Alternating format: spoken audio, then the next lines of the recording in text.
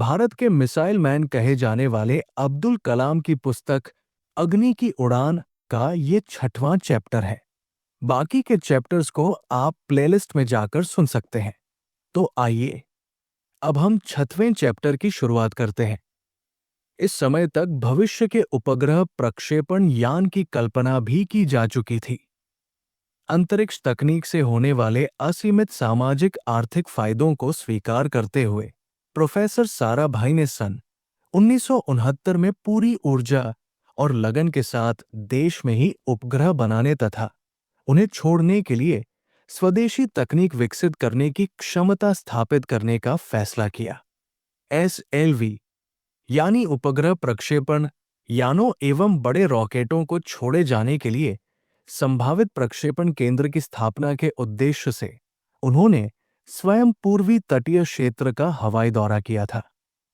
Professor Sarabhai का ध्यान पूर्वी तटीय क्षेत्र पर इसलिए केंद्रित था ताकि पृथ्वी के पश्चिम से पूर्व की ओर घूर्णन का प्रक्षेपण यान को भरपूर लाभ मिल सके।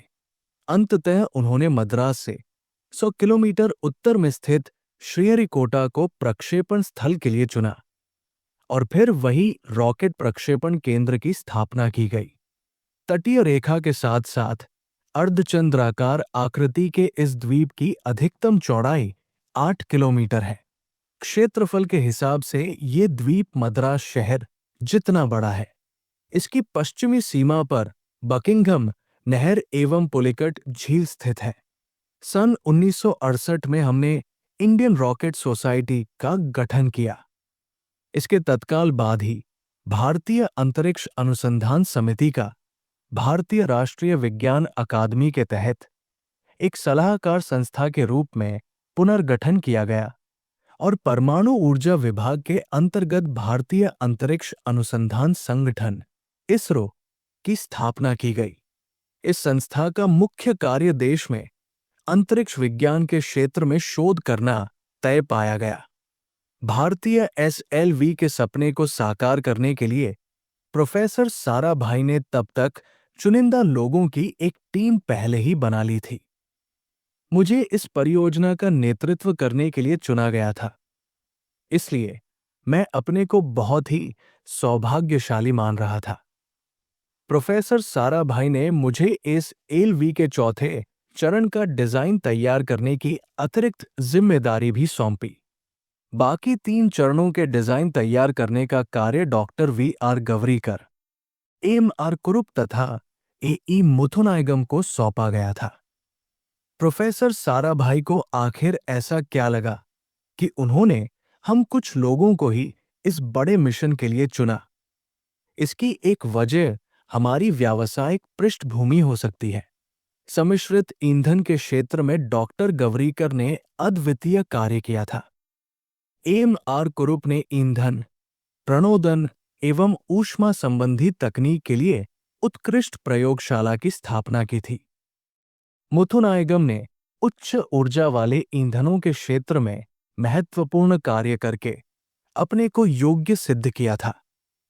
चौथा चरण एक संयुक्त ढांचा तैयार करने का था और इसकी निर्माण तकनीक में कई नए कार्य किए जाने थे। शायद इसीलिए मुझे इसमें लाया गया। चौथे चरण के काम की नींव मैंने तर्कसंगत अनुभवों के आधार पर निडरता के साथ रखी। पूर्णता की कीमत को मैंने हमेशा निषेधात्मक माना है और ये भी सीखा है कि गलतियां सीखने की प्रक्रिया का ही एक हिस्सा है। एक दूसरे की कोशिशों पर सतर्कतापूर्ण नजर रखने के माध्यम से मैं अपनी टीम के सदस्यों से हमेशा कुछ सीखने का समर्थक रहा हूं, चाहे वे सफल हो या असफल। मेरे समूह में हर छोटे कदम पर काम की प्रगति देखी जाती थी। यद्यपि मैं चौथे चरण में काम कर रहे अपने सभी सहकर्मियों को आवश्यक सूचनाएं और जानकारियां उपलब्ध कराता रहता था, फिर भी मुझे लगता था कि मैं पर्याप्त समय न देकर पूर्ण रूप से मददगार नहीं बन पा रहा हूं और न ही मदद का स्रोत बन रहा हूं। अगर मेरे द्वारा नियत किसी काम में कोई गलती हो जाती तो मुझे आश्चर्य होता। ऐसे में प्रोफेसर साराभाई हमारे केंद्र में एक फ्रांसीसी व्यक्ति को समस्या हल करने के लिए मेरे पास लेकर आए। ये भद्र पुरुष प्रोफेसर कुरियन थे, जो फ्रांस के सेंटर नेशनल दे एतुदेस पातियालिस के अध्यक्ष थे। उस समय वे डायमंड लॉन्च व्हीकल विकसित कर रहे थे। प्रोफेसर कुरियन पूर्ण रूप से पेशेवर थे। प्रोफेसर साराभाई एवं प्रोफेसर कुरियन ने मुझे एक लक्ष्य निर्धारित करने में मदद की। उन्होंने मुझे चर्चा के दौरान असफलता की संभावनाओं के बारे में भी सावधान किया। प्रोफेसर कुरियन के साथ हुए विचार विमर्श के बाद जब मुझे चौथे चरण की समस्याओं के बारे में और पता चला, तभी प्रोफेसर साराभाई ने भी बीच में दखल दिया। इससे स्वयं प्रोफेसर कुरियन डायमंड कार्यक्रम की पुनर्व्याख्या के लिए प्रेरित हुए। प्रोफेसर कुरियन ने प्रोफेसर साराभाई को सलाह दी कि वे मुझे उन सभी छोटे कार्यों से हटा लें जो कम चुनौतीपूर्ण थे। इसकी जगह मुझे उपलब्धियां हासिल करने के और अधिक अवसर दिए जाने की बात कही। वे हमारी सुनियोजित कोशिशों से इतने ज्यादा प्रभावित थे कि उन्होंने पूछ लिया कि क्या हम डायमंड के चौथे चरण को तैयार कर सकते हैं। मुझे याद आता है कि उस वक्त प्रोफेसर साराभाई के चेहरे पर मुस्कुराहट आ गई थी। दरअसल असलियत तो ये थी कि डायमंड एवं एसएलवी के विमान ढांचों में कोई समानता ही नहीं थी। दोनों के व्यास बिल्कुल अलग अलग थे। इनमें काफी ज्यादा परिवर्तन किए जाने की आवश्यकता थी। मैं असमंजस में था कि मुझे कहां से काम शुरू करना चाहिए। मैंने स्वयं अपने साथियों के बीच इसका हल निकालने का फैसला किया। मैंने इस पर भी गौर किया कि क्या मेरे साथियों के रोजमर्रा के काम से ये जाहिर हो रहा है कि वे अनवरत प्रयोग के लिए इच्छुक हैं या नहीं। मैंने उस हर व्यक्ति से बात करना शुरू किया जिसने इस काम में मदद देने के लिए हल्का सा भी वादा किया था। मेरे कुछ साथियों ने मुझे मेरे भोलेपन या निष्पक्षता के बारे में सावधान भी किया। मैंने व्यक्तिगत सुझावों की रोजाना टिप्पणियां तैयार करने और उन हस्तलिखित टिप्पणियों को डिजाइन एवं निर्माण के काम में लगे साथियों को देने का नियम बना लिया था। मैं साथियों से 5 या 10 दिन में किसी ठोस नतीजे पर पहुंचने का अनुरोध भी करता। ये तरीका आश्चर्यजनक रूप से सफल हुआ। हमारे काम की प्रगति की समीक्षा करते हुए प्रोफेसर कुरियन ने इस बात पर जोर दिया कि जो उपलब्धि हमने 1 साल में हासिल कर ली, यूरोप ने वही उपलब्धि 3 साल में भी बड़ी मुश्किल से हासिल की थी। उनके अनुसार हमारा सकारात्मक पक्ष ये था कि हम में से हर एक ने अपने से पद में नीचे एवं ऊपर वाले व्यक्ति के साथ मिलकर काम किया। मैं सप्ताह में कम से कम एक बार अपनी टीम के साथ जरूर मिलता था। हालांकि इसमें काफी समय एवं ऊर्जा लग जाती थी, लेकिन मैं इसे आवश्यक समझता था। एक अच्छा नेता कितना अच्छा होता है, अपने लोगों से कभी भी बेहतर नहीं, तथा परियोजना में पूरी टीम के साथ वचनबद्धता में बराबर का भागीदार, न कम न ज्यादा। तथ्य यह है कि विकास में जो थोड़ी सी भी उपलब्धि होती, नतीजे, अनुभव, सफलता और जो मेरी पूरी ऊर्जा व समय उसमें लगता, उसमें मैं अपने सभी साथियों को भागीदार बनाता। एक टीम में प्रतिबद्धता और आपसी समझ एवं विश्वास बनाए रखने की ये बहुत ही मामूली कीमत थी। मैंने स्वयं अपने छोटे से समूह में नेता देखे और ये जाना कि नेता हर स्तर पर होता है। प्रबंधन का ये एक महत्वपूर्ण पक्ष था जो मैंने सीखा। हमने एसएलवी के चौथे चरण के मौजूदा डिजाइन में डायमंड हवाई ढांचे के अनुरूप सुधार कर लिया था। इसे और उन्नत बनाकर 350 किलोग्राम की बजाय 600 किलोग्राम का बनाया गया था और इसका व्यास 400 से बढ़ाकर 600 मिलीमीटर कर दिया गया था। लगभग 2 साल के समर्पित प्रयासों के बाद जब हम इसे CNES को सौंपने वाले थे, फ्रांस ने अचानक अपना डायमंड बीसी कार्यक्रम रद्द कर दिया। उन्होंने हमसे कह दिया कि अब उन्हें हमारे चौथे चरण की कोई आवश्यकता नहीं है। ये मेरे लिए एक बहुत बड़ा धक्का था और इससे मैं ठीक उसी तरह हताश हुआ जैसे देहरादून में वायुसेना में चयन न हो पाने पर और बंगलौर में एडीई में नंदी परियोजना रद्द किए जाने पर हताश हुआ था। एसएलवी के चौथे चरण की इस परियोजना से मेरी बहुत सी उम्मीदें और कोशिशें जुड़ी थी, जिससे कि ये डायमंड रॉकेट के साथ उड़ान भर पाता।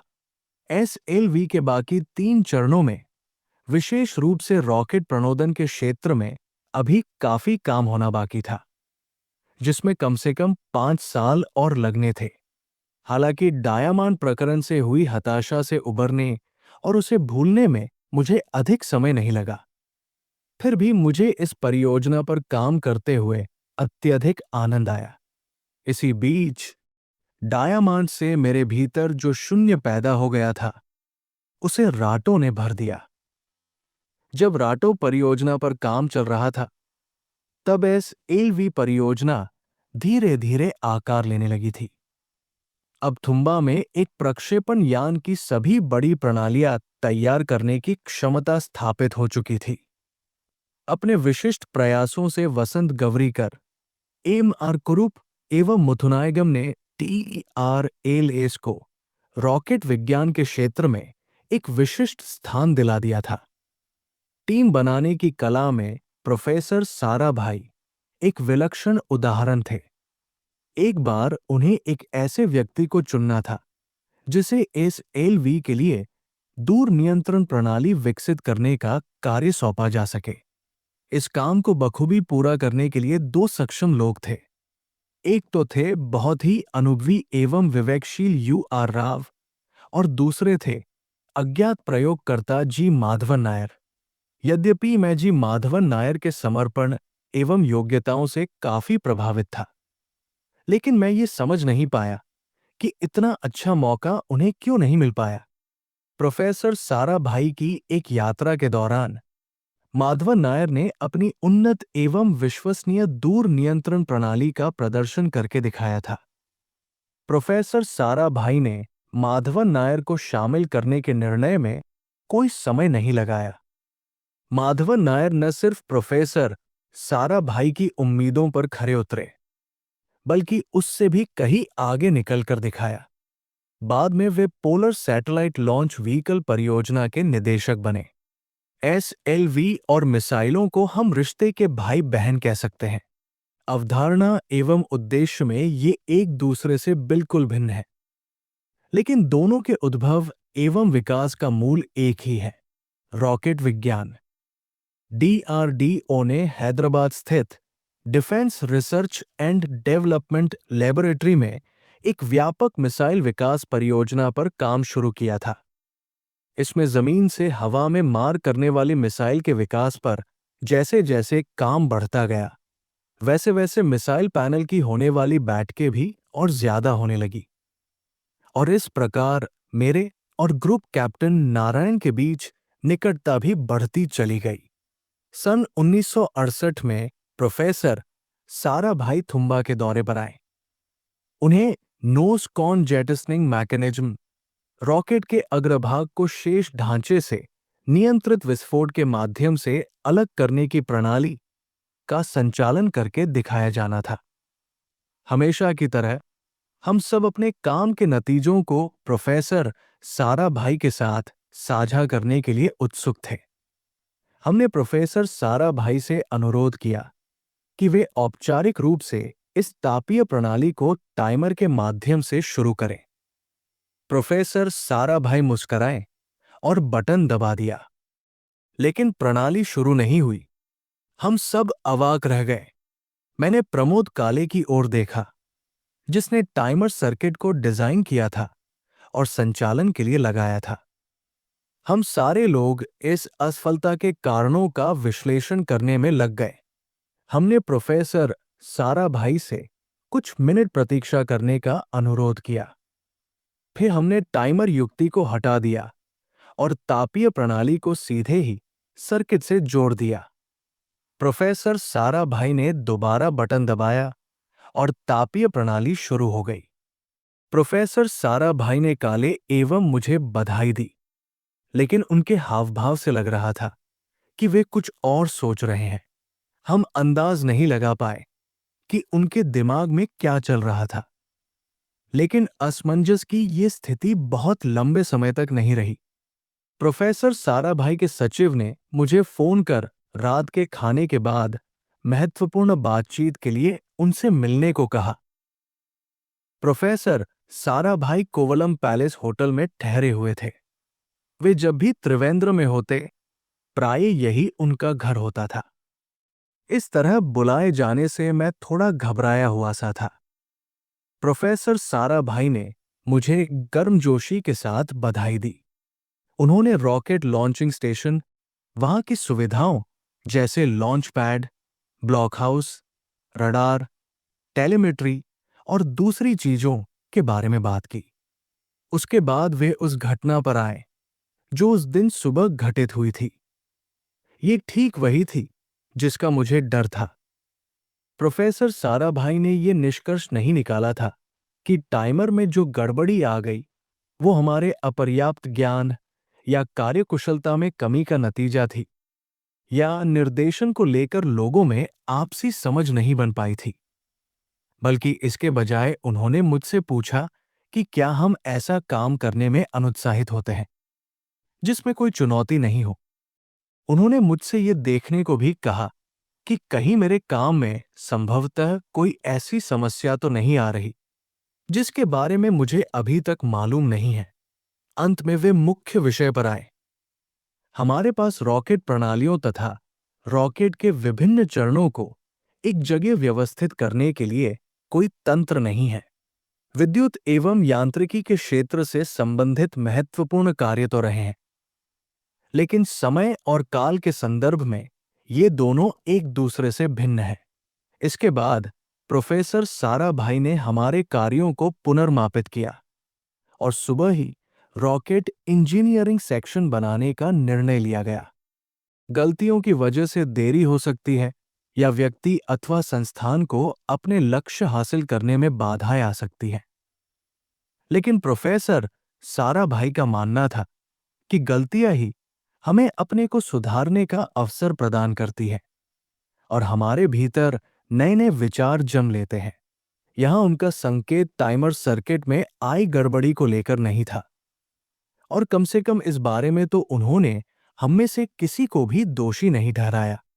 गलतियों और भूल चूक के मामले में प्रोफेसर साराभाई हमेशा ये मानते थे कि इन्हें टाला नहीं जा सकता, लेकिन हां, इन पर नियंत्रण किया जा सकता है, इन्हें सुधारा जा सकता है। अनुभवों से बाद में मैंने महसूस किया कि गलतियों को रोकने का सबसे अच्छा तरीका यही है कि उनके बारे में पहले से ही अनुमान लगा लिया जाए। लेकिन टाइमर की गड़बड़ी ने ही आश्चर्यजनक ढंग से नियति बदल दी, और इसी के कारण रॉकेट इंजीनियरिंग लेबोरेटरी का जन्म हुआ। मिसाइल पैनल की हर बैठक के बाद मैं इसकी पूरी जानकारी प्रोफेसर साराभाई को दिया करता था। 30 दिसंबर 1971 को दिल्ली में एक ऐसी ही बैठक में भाग लेकर मैं त्रिवेंद्रम लौट रहा था। एसएलवी डिजाइन की समीक्षा करने के लिए प्रोफेसर साराभाई उस दिन थुम्बा का दौरा कर रहे थे। मैंने उन्हें दिल्ली हवाई अड्डे से ही टेलीफोन किया और मिसाइल पैनल की बैठक की खास खास बातों के बारे में बताया। उन्होंने मुझे निर्देश दिया कि दिल्ली से लौटते वक्त मैं त्रिवेंद्रम हवाई अड्डे पर ही उनका इंतजार करूं, क्योंकि उस रात ही प्रोफेसर साराभाई को बंबई जाना था। जब मैं त्रिवेंद्रम हवाई अड्डे पर उतरा, वातावरण में एक उदासी सी फैली हुई थी। हवाई जहाज की सीढ़ी चलाने वाले ऑपरेटर कुट्टी ने भराई हुई आवाज में मुझे बताया कि प्रोफेसर साराभाई नहीं रहे। कुछ घंटे पहले ही दिल का दौरा पड़ने से उनका निधन हो गया। ये सुनकर मुझे गहरा सदमा लगा। हमारी बातचीत होने के घंटे भर के भीतर ही ये सब कुछ हो गया था। ये मेरे लिए जितना बड़ा आघात था, उतना ही बड़ा नुकसान भारतीय विज्ञान के लिए भी था। सारी रात प्रोफेसर साराभाई के शव को अंतिम संस्कार के लिए विमान से अहमदाबाद ले जाने की तैयारियों में बीत गई। 5 साल तक, सन 1966 से 1971 के बीच, करीब 22 वैज्ञानिकों एवं इंजीनियरों ने प्रोफेसर साराभाई के साथ बहुत ही निकट रहकर काम किया था। इनमें से सभी ने बाद में महत्वपूर्ण वैज्ञानिक परियोजनाओं की जिम्मेदारी संभाल ली थी। प्रोफेसर साराभाई न केवल एक महान वैज्ञानिक थे, बल्कि एक महान नेतृत्व देने वाले भी थे। मुझे अभी तक याद है, उन्होंने जून 1970 में इस LV-3 की डिजाइन परियोजना की द्विमासिक प्रगति की, जो समीक्षा की थी। उसमें डिजाइन प्रदर्शित करने के लिए 4 चरण तैयार किए गए थे। पहले 3 प्रदर्शन तो आसानी से हो गए थे। चौथे चरण का प्रदर्शन मुझे करना था। मैंने उनसे अपनी टीम के उन 5 सदस्यों का परिचय करवाया, जिन्होंने इस डिजाइन को तैयार करने में अपना योगदान दिया था। हर एक को आश्चर्य हुआ। टीम के हर सदस्य ने अपने हिस्से के काम का पूरे अधिकार एवं क्षमता के साथ प्रदर्शन करके बताया। बाद में इस प्रदर्शन पर लंबी चर्चा हुई और निष्कर्ष निकला कि प्रगति संतोषजनक है। अचानक प्रोफेसर साराभाई के साथ काम कर रहे एक वरिष्ठ वैज्ञानिक ने मुझसे पलटकर पूछा, ठीक है, आपकी परियोजना के काम का प्रदर्शन आपकी टीम के सदस्यों ने अपने अपने हिस्से के आधार पर किया है, लेकिन इस परियोजना के लिए आपने क्या किया है? ये पहला मौका था जब मैंने प्रोफेसर साराभाई को नाराज होते देखा। उन्होंने अपने उस साथी वैज्ञानिक से कहा, आपको मालूम होना चाहिए कि परियोजना का प्रबंधन क्या होता है। हमने ये एक श्रेष्ठतम उदाहरण देखा है। टीम के काम का ये अनूठा प्रदर्शन था। मैंने हमेशा परियोजना को नेतृत्व देने वाले जिस व्यक्ति को देखा है और जिसने शुद्ध रूप से ये काम किया है, वो कलाम ही है। मैं प्रोफेसर साराभाई को भारतीय विज्ञान के महात्मा गांधी के रूप में देखता हूं, जिन्होंने अपनी टीम के लोगों में नेतृत्व के गुण पैदा किए और उन्हें विचारों तथा उदाहरणों के माध्यम से हमेशा प्रेरित किया। प्रोफेसर जी के मेनन के कुछ दिनों तक अंतरिम रूप से कामकाज चलाने के बाद प्रोफेसर सतीश धवन को इसरो का नेतृत्व करने की जिम्मेदारी सौंपी गई। थुम्बा परिसर में स्थित सभी संस्थानों TRAS, the space science and technology centre, the rocket propellant plant, the rocket fabrication facility और द प्रोपेलेंट फ्यूल कॉम्प्लेक्स को मिलाकर एक संपूर्ण अंतरिक्ष केंद्र बनाया गया और इसे विक्रम साराभाई स्पेस सेंटर नाम दिया गया। मशहूर धातु विज्ञानी डॉक्टर ब्रह्म प्रकाश VSSC के पहले निदेशक बने। राटो प्रणाली का पहला सफल परीक्षण 8 अक्टूबर 1972 को उत्तर प्रदेश के बरेली एयरफोर्स स्टेशन पर किया गया। इसका परीक्षण सुखोई 16 विमान पर किया गया था, जो 1200 मीटर बाद ही उड़ान भर गया था, जबकि ये विमान प्राय 2 किलोमीटर के बाद उड़ान भरता था। इस परीक्षण में हमने 6वीं राटो मोटर का इस्तेमाल किया था। ये प्रदर्शन एयर मार्शल शिवदेव सिन्हा और रक्षा मंत्री के वैज्ञानिक सलाहकार डॉक्टर BD नाग ने देखा था। कहा जाता है कि इस सफल प्रयास से देश की 4 करोड़ रुपए की विदेशी मुद्रा की बचत हुई। इस प्रकार एक उद्योगपति वैज्ञानिक का सपना अंततः फलीभूत हुआ था। भारत में अंतरिक्ष अनुसंधान को शुरू करने की जिम्मेदारी लेने तथा भारतीय अंतरिक्ष अनुसंधान समिति का अध्यक्ष बनने से पहले प्रोफेसर साराभाई ने कई सफल औद्योगिक प्रतिष्ठानों की स्थापना की थी। वे इस तथ्य से भली भांति परिचित थे कि बिना उद्योगों के वैज्ञानिक शोध का कोई अर्थ नहीं रह जाता। प्रोफेसर साराभाई ने Sarabhai chemicals, Sarabhai glass, Sarabhai Geigy limited, Sarabhai merc limited और साराभाई इंजीनियरिंग ग्रुप जैसे बड़े प्रतिष्ठान स्थापित किए। तिलहन से तेल निकालने के क्षेत्र में उनकी स्वास्तिक ऑयल मिल्स ने उल्लेखनीय काम किया है। साथ ही सिंथेटिक डिटर्जेंट और सौंदर्य प्रसाधन सामान बनाने में ये कंपनी अग्रणी रही है। बड़े पैमाने पर पेनिसिलिन बनाने के लिए उन्होंने स्तरीय मानकों वाली एक दवा कंपनी शुरू की और उसे आगे बढ़ाया। अब राटों के स्वदेशीकरण के उनके मिशन ने सैनिक सामान एवं उपकरणों के निर्माण के क्षेत्र में स्वदेशी भावना विकसित कर देश को एक नई दिशा दी थी, जिससे विदेशी मुद्रा के रूप में करोड़ों रुपए की बचत हुई। जिस दिन राटो प्रणाली का सफल परीक्षण हुआ, उस दिन मुझे ये सब याद आ रहा था। परीक्षण के खर्च को मिलाकर भी इस पूरी परियोजना पर 25 लाख रुपए से भी कम का खर्च आया था। भारतीय राटो मोटर की उत्पादन लागत 17,000 रुपए प्रति मोटर आई थी, जबकि एक आयातित राटो मोटर की कीमत 33,000 रुपए बैठती थी। विक्रम साराभाई स्पेस सेंटर में इस एलवी परियोजना पर पूरे जोर शोर से काम चल रहा था।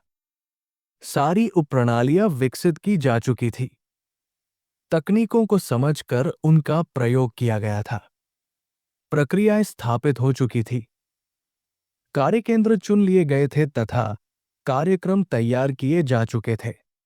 समस्या सिर्फ इतनी थी कि इतनी बड़ी परियोजना के प्रबंधन तंत्र को प्रभावशाली ढंग से कैसे चलाया जाए। बड़ी संख्या में केंद्र थे और सबका अपना अपना काम एवं प्रबंधन था। ऐसे में इस बड़ी परियोजना में सभी का तालमेल कैसे बैठाया जाए, यही एकमात्र उलझन थी। डॉक्टर ब्रह्म प्रकाश के साथ विचार विमर्श के बाद प्रोफेसर धवन ने मुझे इस काम के लिए चुना। मैं इस एलवी का परियोजना प्रबंधक नियुक्त किया गया। मेरा पहला काम एक परियोजना प्रबंधन योजना तैयार करना था। मैं आश्चर्यचकित था कि जब गवरीकर, मुथुनायगम, कुरुप जैसे लोग मौजूद हैं, तब भी मुझे ही इस काम के लिए क्यों चुना गया। जब ईश्वरदास, अरवामुदन और एसी गुप्ता जैसे दिग्गज प्रबंधक संस्थान में उपलब्ध हैं, तो मैं कैसे अच्छा काम कर सकूंगा। मैंने अपनी शंकाओं के बारे में साफ साफ डॉक्टर ब्रह्म प्रकाश से बात की। उन्होंने मुझसे कहा, ये मत देखो कि दूसरों की तुलना में तुम्हारे भीतर कितनी क्षमता है, बल्कि इसकी बजाय अपनी योग्यताएं बढ़ाने की कोशिश करो। डॉक्टर ब्रह्म प्रकाश ने मुझे इस बात का ध्यान रखने का सुझाव दिया कि काम में कहीं कोई कमी न रह जाए, और इस बात के लिए चेताया कि मैं इस परियोजना में लगे दूसरे केंद्रों से पूरी तरह बेहतर ढंग से काम कराऊं। प्रत्येक व्यक्ति इस एलवी से संबंधित अपना अपना सृजन करेगा। तुम्हारी समस्या पूरी एस एलवी परियोजना को पूरा करने में इसरो पर निर्भर रहने को लेकर हो रही है। एसएलवी मिशन बड़ी संख्या में लोगों की भागीदारी से ही पूरा हो पाएगा। तुम्हें सहनशीलता एवं धैर्य रखना होगा, उन्होंने कहा। इससे मुझे वो याद आ गया जो मेरे पिताजी सही और गलत में फर्क करने के लिए मुझे कुरान से पढ़कर सुनाया करते थे। हमने तुम्हारे सामने कोई ईश्वर का शिष्य नहीं भेजा है जो खाता नहीं है या बाजार के चौराहे तक नहीं जाता है। हम एक दूसरे के माध्यम से तुम्हारी परीक्षा लेते हैं। क्या तुम धैर्य नहीं रखोगे?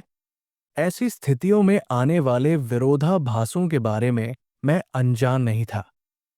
टीम का नेतृत्व करने वाले लोगों में इन दो में से एक बात जरूर पाई जाती है। कुछ लोगों के लिए कार्य ही सर्वाधिक महत्वपूर्ण प्रयोजन होता है और कुछ लोगों के लिए उनके साथ काम करने वाले ही हित पोषक होते हैं।